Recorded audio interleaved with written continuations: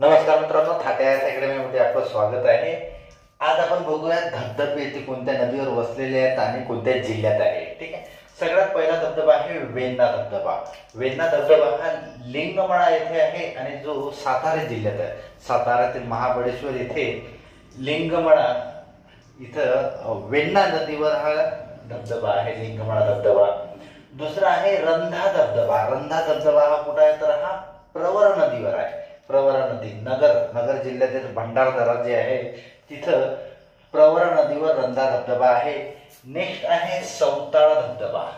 सौताळा धबधबा हा बीड जिल्ह्यात आष्टी जवळ बीड जिल्ह्यात विंचरणा नदी आहे। बरं, आता ही विंचरणा नदी कोणची तर ही सीना नदीची उपनदी आहे। ठीक आहे, विंचरणा नदी ही सीना नदीची उपनदी आहे आणि सौताळा हा धबधबा बीड जिल्ह्यात आहे।